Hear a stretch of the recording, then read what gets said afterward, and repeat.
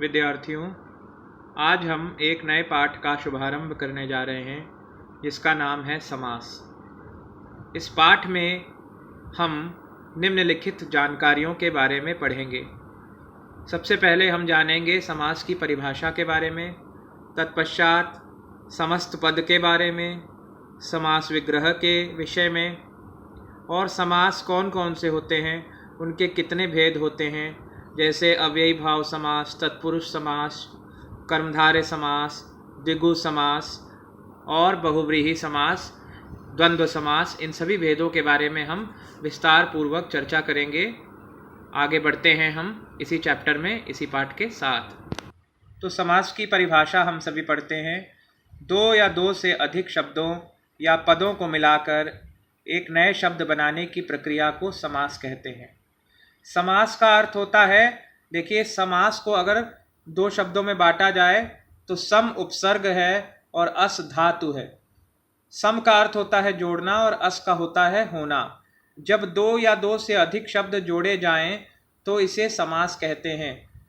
जब दो शब्दों को मिलाकर एक शब्द बनाया जाता है तो पहले शब्द को पूर्व पद तथा दूसरे शब्द को उत्तर पद कहते हैं। मैंने पहले भी बताया था कि समास दो शब्दों के मेल की प्रक्रिया को बोलते हैं और जो दो शब्दों में से पहला शब्द होता है वह पूर्व पद कहलाता है और दूसरा पद जो है वो उत्तर पद कहलाता है। और जब दो शब्दों का मेल हो जाता है, समास बन जाता है, तो उनसे बना जो शब्द होता है वो समस्त पद या सामासिक पद भी कहलाता है। अब हम देखते हैं समास के प्रकार।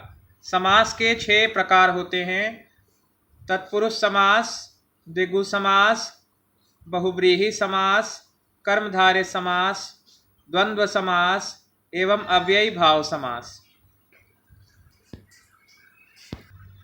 तत्पुरुष समास, जिस सामासिक शब्द का उत्तर पद प्रधान होता है तथा पूर्व पद के साथ लगे कारक चिन्हों का लोप हो जाता है, उसे तत्पुरुष समास कहते हैं। इसमें ध्यान देने योग्य बात यह है कि तत्पुरुष समास में उत्तर पद प्रधान होता है। जैसे फॉर एग्जाम्पल हम लेते हैं राजा का कुमार इक्वल टू राजकुमार, तो यहाँ राजा की बात नहीं की जा रही है, राजा के कुमार की बात की जा रही है, राजकुमार। और बीच में जो का लगा है, राजा का कुमार, जो का जो उसका कारक चिन्ह है, जोड़ने वाला जो विभक्ति चिन्ह है, उसका लोप हो जा रहा है। जैसे राजा का कुमार इक्वल टू राजकुमार। तो इस प्रकार के जो समास होते हैं तत्पुरुष समास होते हैं। तत्पुरुष समास में भी 6 भेद हैं: कर्म तत्पुरुष समास, करण तत्पुरुष समास, संप्रदान तत्पुरुष समास, अपादान तत्पुरुष समास, संबंध तत्पुरुष समास और अधिकरण तत्पुरुष समास। आपने कारक पाठ पढ़ा होगा तो उसमें कर्म कारक, करण कारक, अपादान कारक, संप्रदान कारक, संबंध कारक, अधिकरण कारक के बारे में पढ़ा होगा। कारक के 8 भेद होते हैं, लेकिन इसमें अभी 6 के बारे में बताया गया है। तो जैसे से, को, ने, के लिए, ये सब अगर शब्दों के बीच में लगा होगा तत्पुरुष समास में तो इन सब का लोप हो जाएगा। समास विग्रह के समय तो ये रहेंगे, ये शब्द, ये विभक्ति चिन्ह, लेकिन जब हम समास विग्रह को जोड़कर उसका समस्त पद बनाएंगे तो इन कारक चिन्हों का, विभक्ति चिन्हों का लोप हो जाएगा। कैसे हो जाएगा, अभी हम आगे समझते हैं। तो पहला तत्पुरुष समास है कर्म तत्पुरुष समास, जहां को विभक्ति का लोप हो जाता है। जैसे समस्त पद, देखिए, दो शब्दों को मिलाकर बनने वाला पद जो होता है वो समस्त पद होता है। और पद किसको बोलते हैं? शब्द जब वाक्य में प्रयुक्त होते हैं तो उसे पद कहते हैं। लेकिन यहाँ पर हम वाक्य वाले पद की बात नहीं कर रहे हैं, यहाँ पर हम समस्त पद की बात कर रहे हैं। तो ये समस्त पद क्या है? पहला वाला विदेशगत। विदेशगत यानी विदेश को गया हुआ। तो यहाँ पर जो इसका समास विग्रह हुआ है, यानी समास विग्रह किसको बोलते हैं? कि सामासिक शब्दों को या समस्त पदों को अलग अलग करके लिखने की प्रक्रिया को समास विग्रह कहते हैं। तो अगर हम विदेशगत का समास विग्रह करेंगे, अलग अलग करके लिखेंगे, तो क्या हो जाएगा? विदेश को गया हुआ। लेकिन जब समास विग्रह को हम उल्टा करेंगे, उसको जोड़ कर लिखेंगे, तो ये को जो है ये विभक्ति चिन्ह है, इसका लोप हो जाएगा। विदेश को गया हुआ अर्थात विदेशगत, शरण को आया हुआ अर्थात शरणागत, माखन को चुराने वाला अर्थात माखन चोर। तो यहां पर को विभक्ति चिन्ह का लोप हो जाता है कर्म तत्पुरुष समास में। अगला है करण तत्पुरुष समास, जहां से या के द्वारा का विभक्ति चिन्ह का लोप हो जाता है। जैसे हाथ से लिखी हुई, तो क्या हो जाएगा? हस्तलिखित, से का लोप हो गया। मन द्वारा गढ़ा हुआ, द्वारा का लोप हो गया, यानी मन गढ़ंत, मन द्वारा गढ़ा हुआ, मन गढ़ंत। ठीक है। रेल द्वारा यात्रा, रेल यात्रा। इस प्रकार से और द्वारा का करण तत्पुरुष समास में लोप हो जाता है। और करण का मतलब ही यही है कि माध्यम, जैसे रेल द्वारा यात्रा, किस माध्यम से यात्रा हुई? रेल द्वारा यात्रा हुई। किसके द्वारा गढ़ा हुआ? मन द्वारा गढ़ा हुआ, तो माध्यम क्या है? मन है। हाथ से लिखी हुई, किसके द्वारा लिखी हुई? हाथ से लिखी हुई, यानी हस्तलिखित। तो ये माध्यम का बोध करा रहा है। तो यहां पर से और के द्वारा का लोप हो जाएगा जब हम समास विग्रह को समस्त पद में परिवर्तित करेंगे, कन्वर्ट करेंगे। फिर है संप्रदान तत्पुरुष समास। संप्रदान मतलब किसी को कुछ देने की भावना, प्रदान करने की भावना, और इसका विभक्ति चिन्ह है के लिए। यहां पर के लिए विभक्ति का लोप हो जाता है।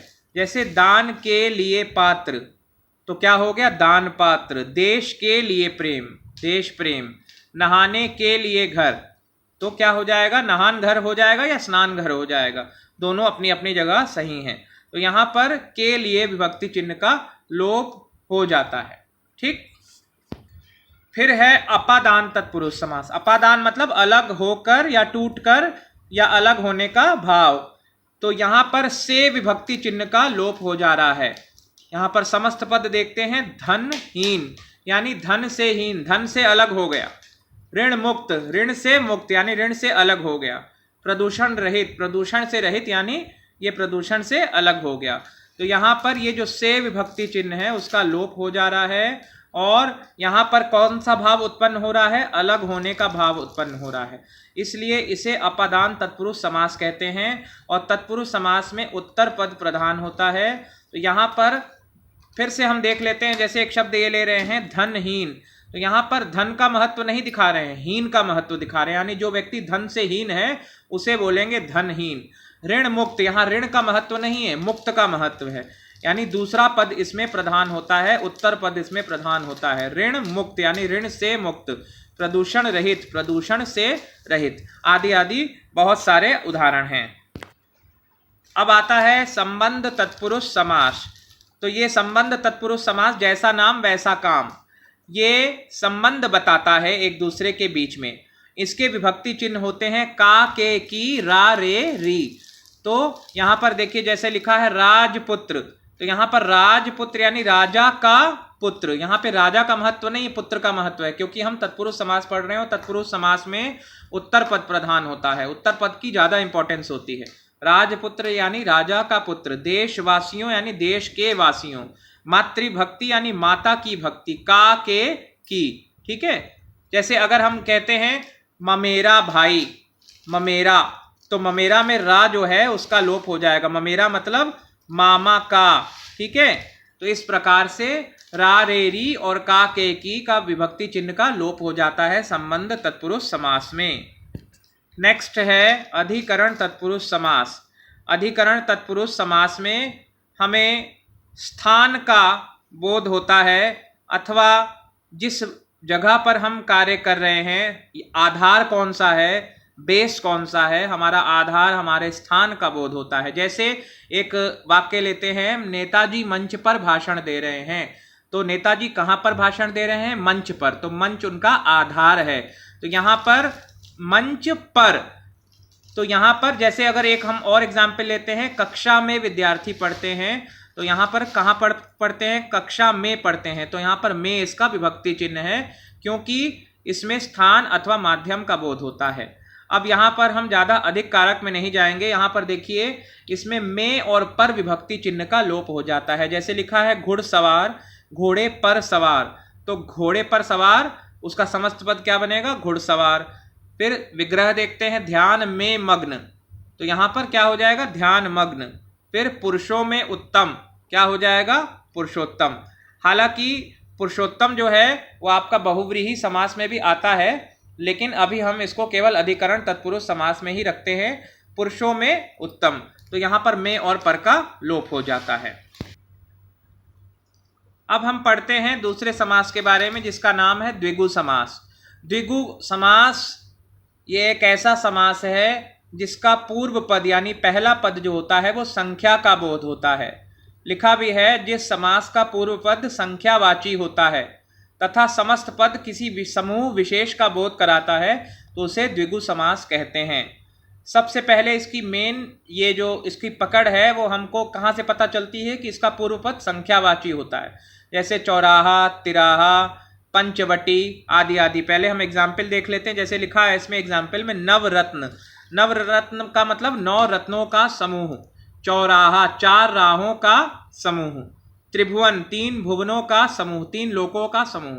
तो ये जो पहला जो पद है नव, चौ और त्रि, ये हमें संख्या का बोध करा रहा है। तो इस तरह के जो भी शब्द आएंगे वो द्विगु समास में आएंगे। लेकिन अगर हम कहते हैं त्रिनेत्र, तो त्रिनेत्र में भी 3 नेत्रों वाला, लेकिन यहाँ पर त्रिनेत्र जो है वो हम साधारण शब्द के रूप में इस्तेमाल नहीं कर रहे हैं। त्रिनेत्र का अर्थ होता है शिव, 3 नेत्रों वाला अर्थात शिव। तो ऐसे कुछ शब्द जो अपवाद रूप में हैं, त्रिनेत्र हो गया और त्रिलोचन हो गया, इस तरह के जो शब्द हैं, चतुरानन हो गया, दशानन हो गया। जैसे 10 सिरों वाला दशानन, चतुरानन यानन 4 मुखों वाला अर्थात ब्रह्मा जी, दशानन मतलब 10 सिरों वाला अर्थात रावण। तो ये जो संख्या का बोध करा रहे हैं तो इनको हम द्विगु समास में नहीं रखेंगे। क्यों नहीं रखेंगे? क्योंकि ये किसी विशेष अर्थ का बोध करा रहे हैं। तो जो समास अपने सामान्य अर्थ को छोड़कर विशेष अर्थ का बोध कराते हैं, चाहे वो संख्यावाची ही क्यों ना हो, वो द्विगु समास में नहीं आते, वो बहुव्रीहि समास में आते हैं। इस चीज़ का हमें बहुत पक्का ध्यान करना है, क्योंकि वो शब्द जो है द्विगु समास के लिए अपवाद है, एक्सेप्शन है। अब आपका नेक्स्ट बहुव्रीहि समास ही है।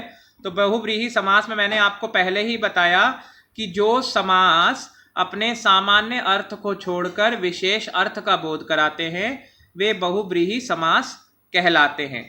अब यहाँ पर देखिए, जिस समस्त पद में ना पूर्व पद और ना ही उत्तर पद प्रधान हो, इसमें पूर्व पद भी प्रधान नहीं होता, उत्तर पद भी प्रधान नहीं होता। इसमें क्या होता है कि जो समस्त पद होता है वो अपने सामान्य अर्थ को छोड़कर किसी विशेष अर्थ का बोध कराता है। हम इसकी परिभाषा पढ़ लेते हैं।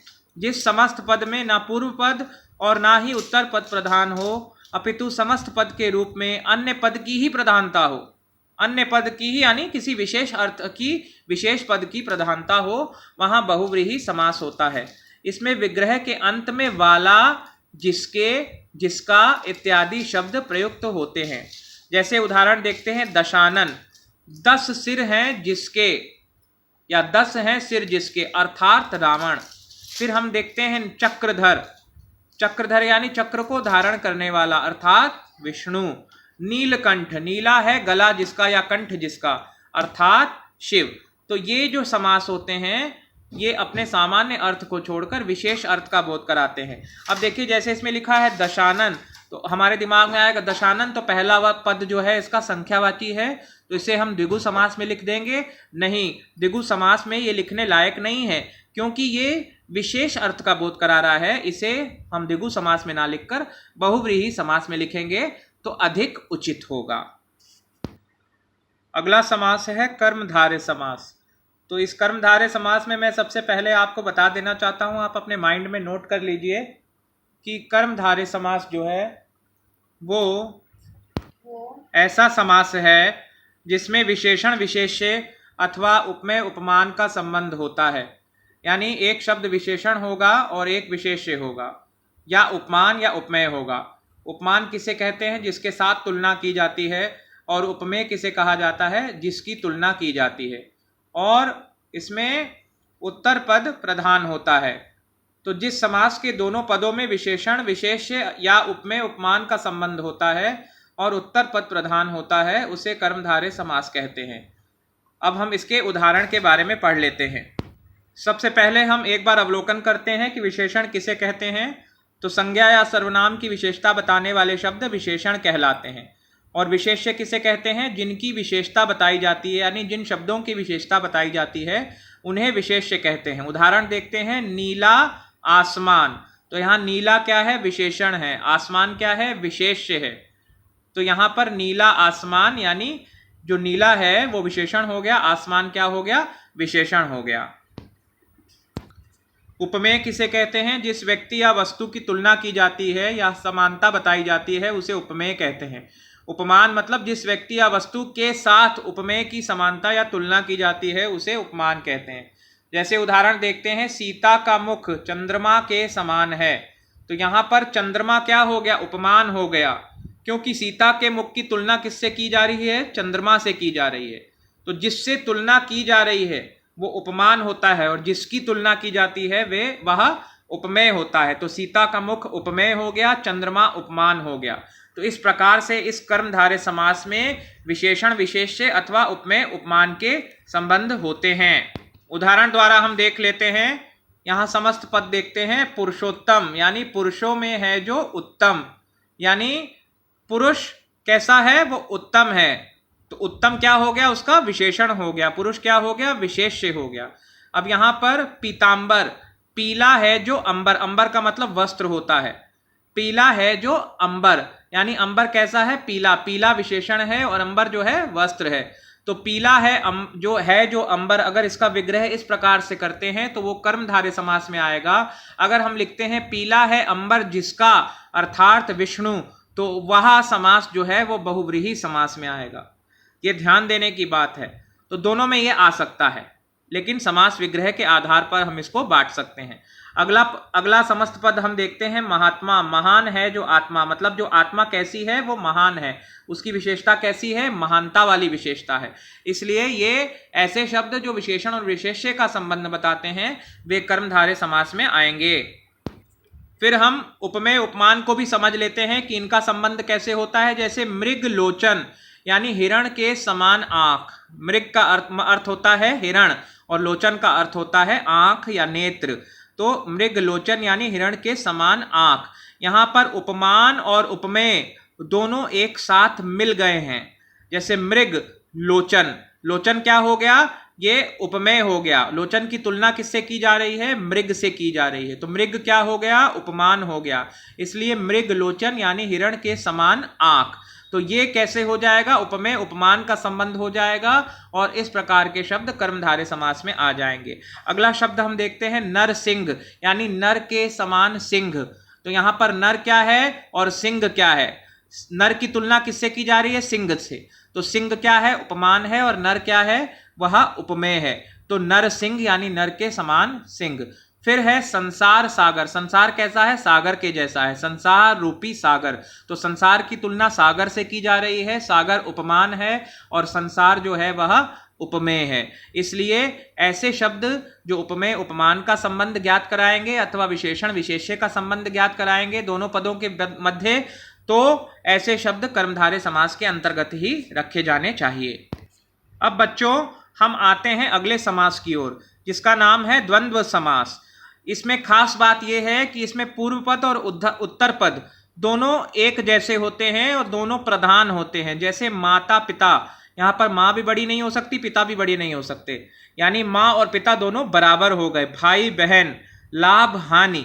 तो इस प्रकार के जो विलोम शब्द हैं या बराबर की इंपॉर्टेंस लिए हुए, महत्व लिए हुए शब्द हैं, वो द्वंद्व समास में आते हैं। और सबसे मुख्य समास यही कहलाता है, क्योंकि इसमें दोनों पद प्रधान होते हैं। पूर्व पद भी प्रधान होता है, उत्तर पद भी प्रधान होता है। तो जिस समास के दोनों पद अर्थात पूर्व पद और उत्तर पद प्रधान हो तथा समस्त पद का विग्रह करने पर योजक चिन्ह, यानी ये जो योजक चिन्ह जिसको हम इंग्लिश में डैश कहते हैं, के स्थान पर और, तथा, या, एवं इत्यादि शब्दों का प्रयोग हो, वहां द्वंद्व समास होता है। हम उदाहरण देख लेते हैं। भला बुरा, तो यहां पर अगर हम इसका समास विग्रह करेंगे तो क्या हो जाएगा? भला और बुरा। माता पिता, क्या इसका समास विग्रह हो जाएगा? माता और पिता, यानी योजक चिन्ह का लोप हो जाएगा। उसकी जगह या तो और लग जाएगा, या तो तथा लग जाएगा, या तो एवं लग जाएगा, अथवा या ही लग जाएगा। लाभा लाभ, लाभ और अलाभ, यानी लाभ और हानि।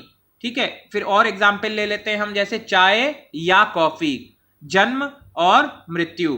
तो इस प्रकार के जो शब्द होंगे, जो दोनों जिसके पद प्रधान होंगे, वह द्वंद्व समास के अंतर्गत आएगा।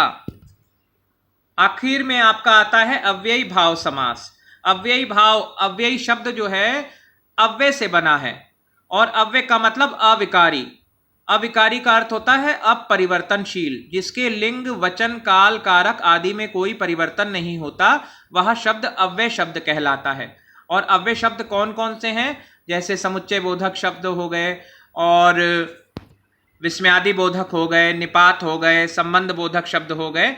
ये सभी शब्द जो हैं अव्यय शब्द हैं, अविकारी शब्द हैं। तो ऐसे शब्द जो अविकारी प्रतीत हों, जिनके लिंग वचन काल कारक में कोई परिवर्तन ना हो पाए, उन्हें हम अव्ययी भाव समास में रखेंगे। हम इसका एग्जाम्पल, इसकी परिभाषा पढ़ लेते हैं। इसमें पूर्व पद अव्यय होता है, यानी पहला जो पद होता है अव्यय होता है, उसका लिंग वचन काल कारक किसी भी परिस्थिति में बदला नहीं जा सकता। इसमें पूर्व पद अव्यय होता है जो उत्तर पद के साथ मिलकर उसे भी अव्यय बना देता है।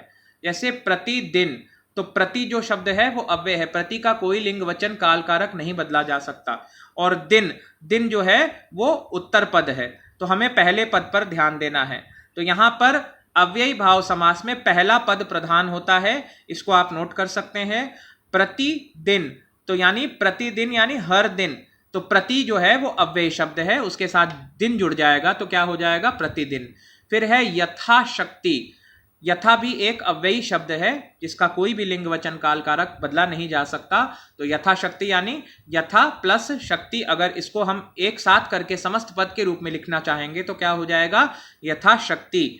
फिर एक और शब्द आ रहा है रातों रात। तो रातों रात भी, ये भी शब्द जो है, इस तरह के जो शब्द आएंगे जिसमें एक ही शब्द दो बार रिपीट होगा, उस तरह के शब्द भी आपके अव्ययी भाव समास में ही आएंगे। जैसे रातों रात, दिनों दिन। और एक शब्द जैसे हम ले लेते हैं, जैसे हम देखते हैं प्रतिदिन, प्रतिपल, आजन्म, आमरण। तो यहां पर आजन्म में पहला शब्द क्या है? आ, शब्दांश है आ, और जन्म में दूसरा शब्द ये जन्म है, तो ये क्या बन जाता है? आजन्म, आमरण। इस तरह के जो शब्द आएंगे जिसमें पहला पद बिल्कुल भी बदला नहीं जा सकता लिंग वचन काल कारक के अनुसार, तो उन्हें हम अव्ययी भाव समास में रखेंगे। तो विद्यार्थियों, मुझे आशा है कि आपको समास का पाठ अच्छी तरह से समझ में आ गया होगा।